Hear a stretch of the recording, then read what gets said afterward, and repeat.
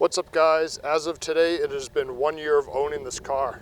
Bought it knowing that it would be a fun little car, try and keep the mods to a minimum, and I think I've done half decent on that. So I'm going to start at the exterior for modifications and then do the few little things that I have inside as well. I have the Mishimoto J-Line intercooler in the front. That's probably the biggest mod that I have on this car. It makes such a big difference. It's more than 2 times as thick as the stock intercooler. It's a little bit taller, a little bit wider. The stock intercooler for this thing is just way too small. It heat soaks immediately. So that intercooler is definitely a huge thing to do with these cars.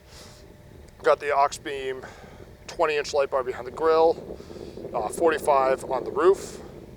I have, I believe it was Dragon Tints is the company. It's this cool like tint. It changes color based on what angle you look at it at. The way the lighting is right now, it kind of just looks like green yellow, but it goes from like green to purple to orange. Let's see if I can get it in a shadow. You can maybe see it a little bit better. It's a pretty cool tint, and then when it's on at night, the beam that comes out of it is like green, yellow, and red. Have the Volvo Pegasus rims as my winners, blue calipers on that. Thule Roofrack, same one that was on the Volvo. I just bought different feet for it, which it is. Look up Thule pricing on these things. These feet are like $200, and they don't even come with the rubber pads that are specific to your car.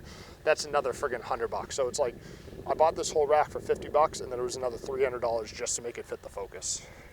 These racks, they're so expensive. Definitely buy them secondhand if you can, because it's a roof rack. It's going to get beat up. Mountain bike, just for show.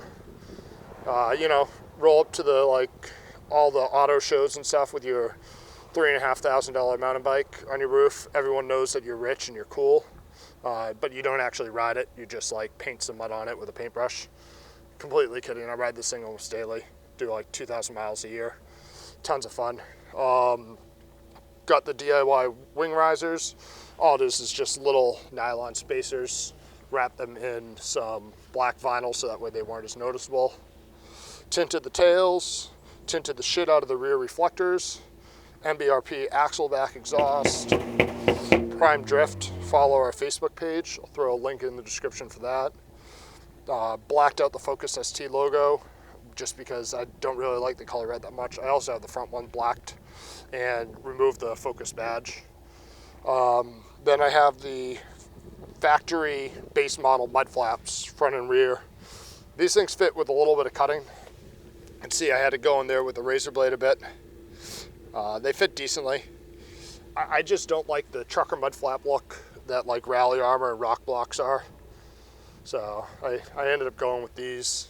I believe that is it for the outside.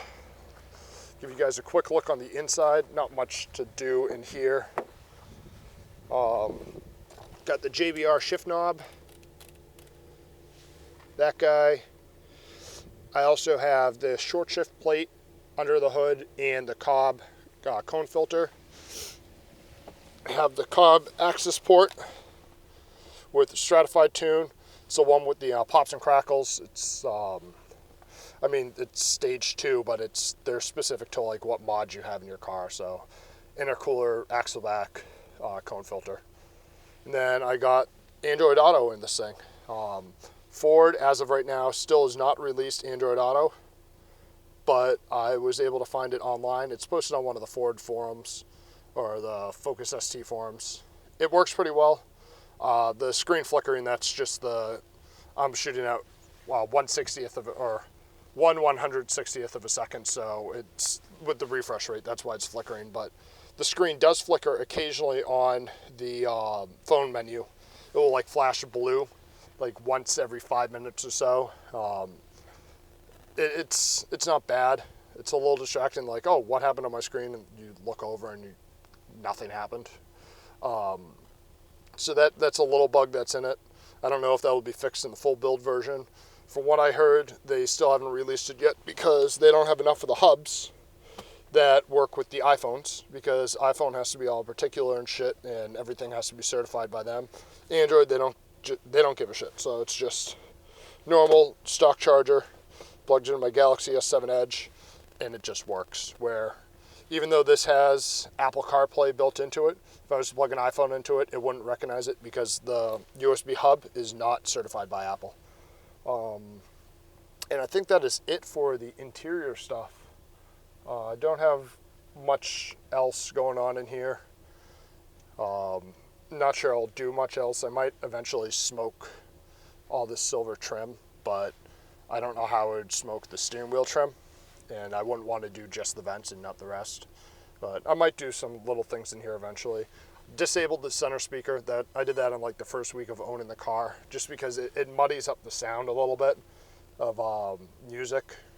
All you have to do, you just pop the gauges out, unplug the speaker, pop it back in. Everything sounds so much better. But that is it. I will eventually be doing like a full 1 year review of this car, kind of like the 10,000 mile one that I did. I'm loving this car. The little issues that I had with it when I bought it, I've completely forgotten about pretty much all those. But I'll do a little video on that. I'm currently at 34,500.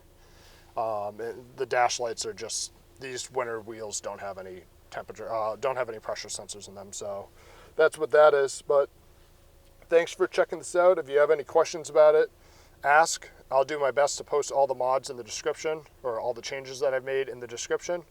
But feel free to just ask me any questions you might have, or yeah, I'll do my best to either answer them in comments, or if enough people ask about it, I'll just make another video about it. So, see you guys.